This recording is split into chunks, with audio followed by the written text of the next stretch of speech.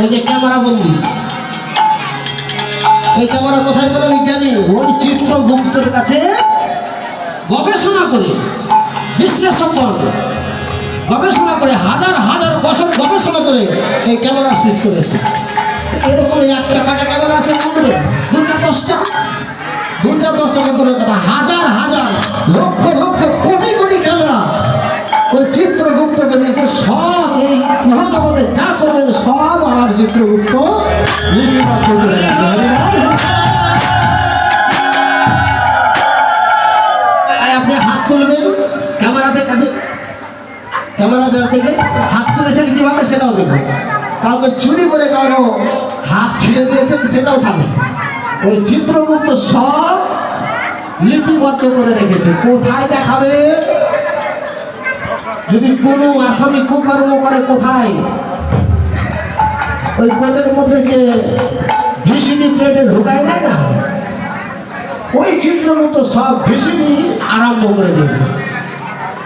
কোথায় কি করেছেন সব লিপিবদ্ধ করেছেন। যদি আপনার পাপের দুইটা আছে পাল্লা, ওজন করার দুইটা পাল্লা,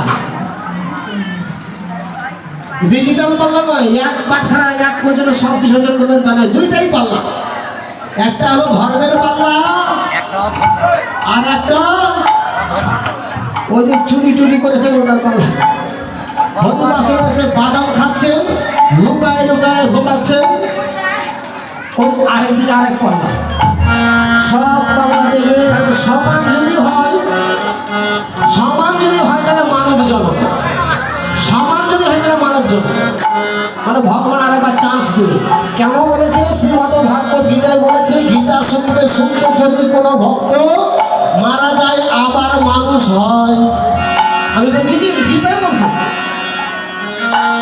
যদি কোনো ভক্ত গীতা নাম উচ্চারণ করতে করতে মারা যায় আবার মানব জন্ম পায়। ভগবান সমান থাকলে আরেকবার মানব জন্ম দিবে। আর ওই পাপের পাল্লা যদি নেমে যায় আপনার কি গতি হবে এটা আমি তো জানি না, আমার বাবাও জানে না, আমিও জানি না, বাবাও জানে না। তাই এই পাল্লাকে, এই নাও পাল্লাকে উবুর করে দেওয়ার জন্য এবারে ধরো সবাই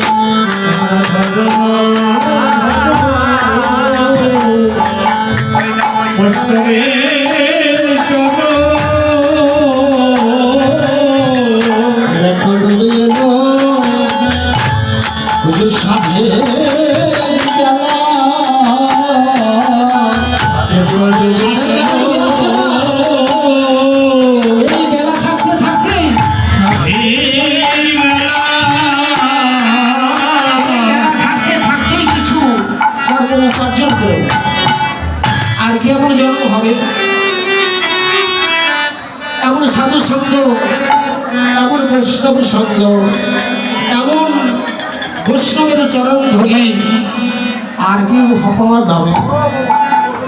আর পাওয়া যাবে কি? হয়তো আবার হরিনাম হবে, হয়তো আবার কৃষ্ণ নাম হবে, আবার হয়তো এমন ভক্তবৃন্দের আগমন ঘটবে, আবার হয়তো এমন ভক্তবৃন্দের আগমন ঘটবে, সেদিন হয়তো আমি থাকবো।